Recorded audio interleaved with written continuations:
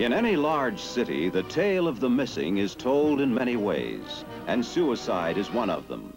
Not a day passes that someone doesn't disappear finally and irrevocably. In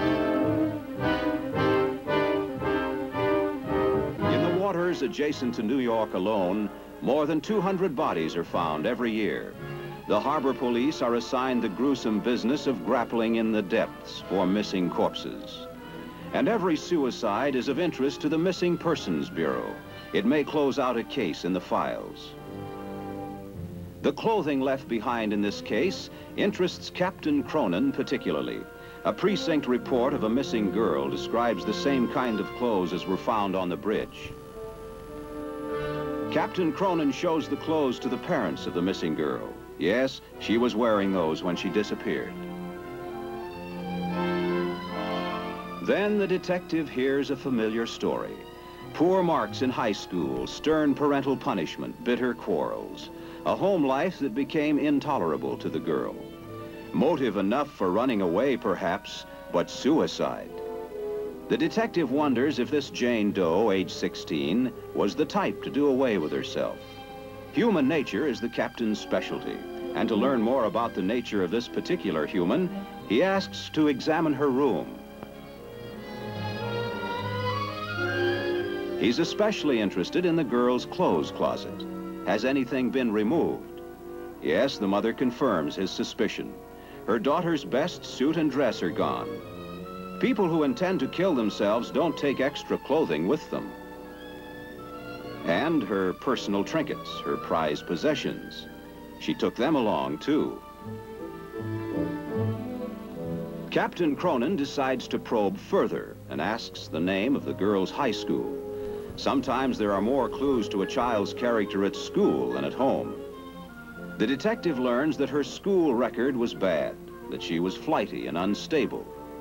Her locker is examined for possible leads.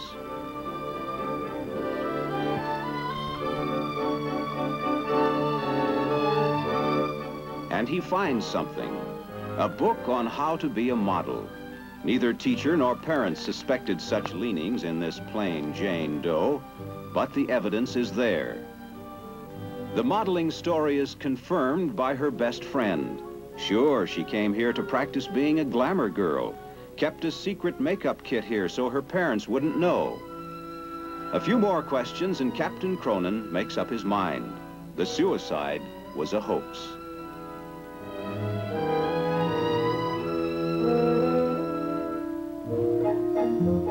This has now become a case of a runaway, a missing person, whereabouts unknown. The drowning was a fake to throw off pursuit. So a message goes out to all receivers with a full description. Bus and railroad stations and airports are alerted for the missing girl. Neighboring states are notified by radio, and so are state police.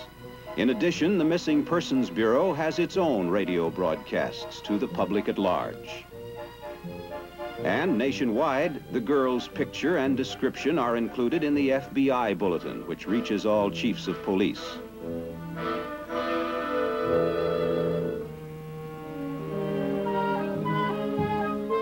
But the search concentrates on New York's extensive model industry, which annually lures thousands of girls with beauty for sale. Missing persons always gravitate to areas where their principal interests lie. So Captain Cronin begins a patient canvass of the scores of model schools and agencies. Every aspiring model leaves a glamour photo of herself with an agency to attract clients. Captain Cronin hopes to trace our Jane Doe through such a photo, even though she will have changed her hairdo and general appearance.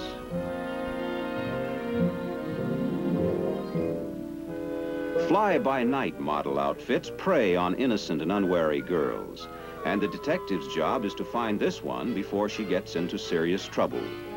Though none of the photos correspond to her snapshot, some of them strike a faint chord.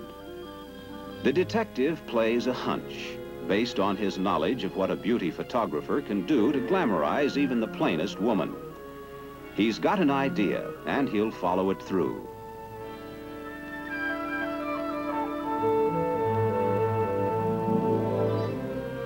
A police artist is consulted, and Captain Cronin explains his scheme. If a photographer can beautify a woman beyond recognition, perhaps an artist can reverse the process by removing the disguise of glamour to reveal the original underneath. Sometimes beauty is only lens deep.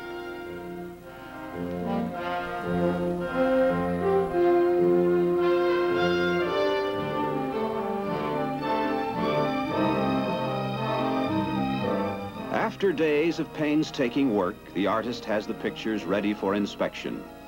At first, the comparison with the snapshot seems fruitless. That's not our missing girl, and neither is that. But the third one is the payoff. Skillful retouching has converted the glamour face into its frowsy original. The name on the back is phony, but the address should be accurate. And it's not an attractive neighborhood that the address leads the detective to. If this is where the aspiring model is living, she can't be getting many calls for her services to pose as a cover girl and advertising siren.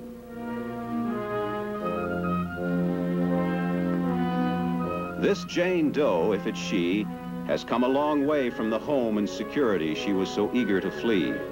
She's behind in her rent and hasn't been out of her room for days.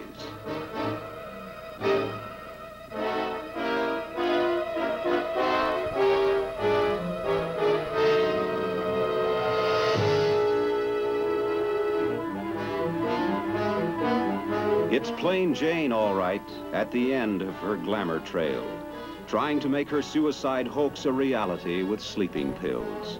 Broke, discouraged, ashamed to go home. A hurry call for an ambulance and Captain Cronin's work is almost done. The question, where is Jane Doe, has been answered, this time happily. The chances are that once back home she'll stay there, having found that far pastures look greener only from a distance. It was near tragedy for this family, but just routine for the Missing Persons Bureau, which solves 98% of all disappearances. Case closed is not a sparkling phrase, but it writes a happy ending.